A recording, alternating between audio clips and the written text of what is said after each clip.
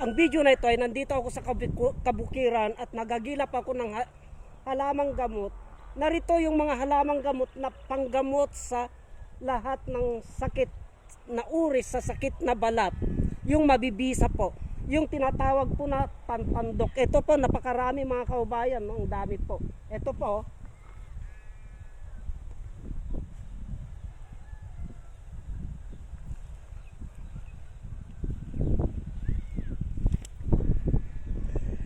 Ito yung tinatawag na tantandok. Itong tantandok na ito ay napakabisa po na panggamot sa sakit sa balat. Yung eczema po.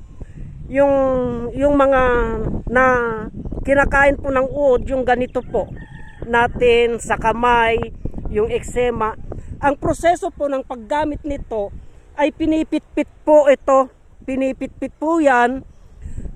Pinapakatas po yan, saka po itinatapal sa parte ng kamay o paa o sa katawan na may diferensya po mga kaubayan.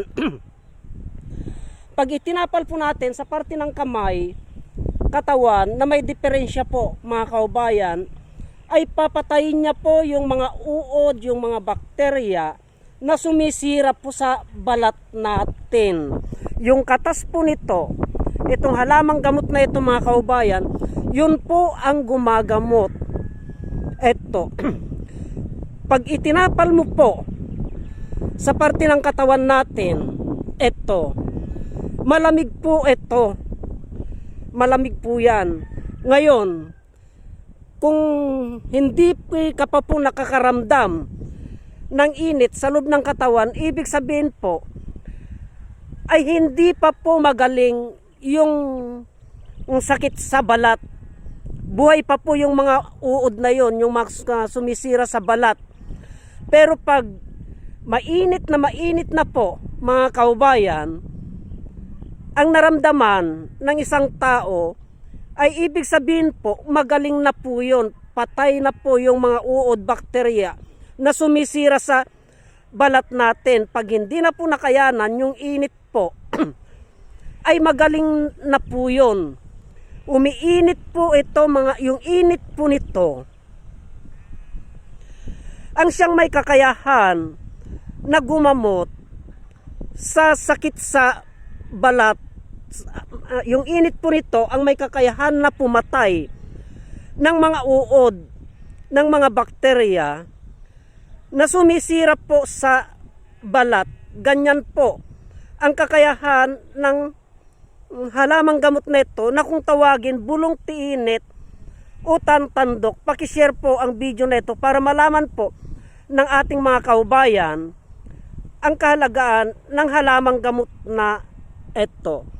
Magmula ugat po, magmula ugat, itong tangkay na ito ay yan po ang may kakayahan na gumamot.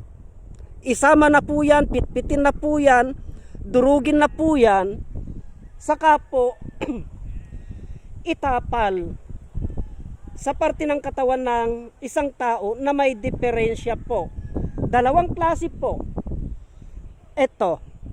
Itong tantandok na ito mga kaubayan.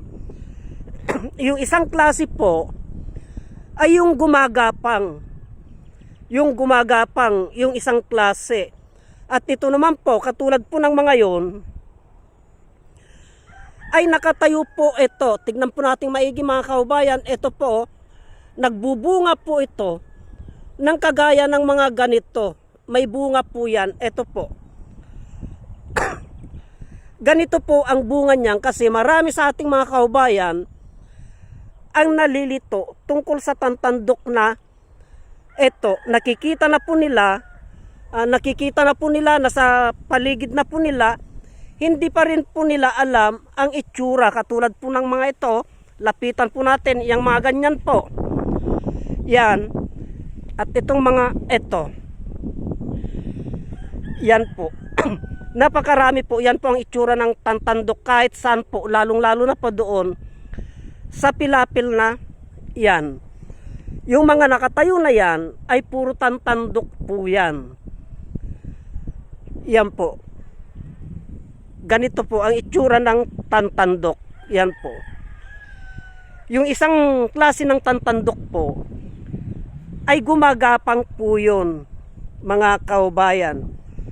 Kaya wag po nating baliwalain ang kakayahan ng tantandok na ito at marami pong salamat.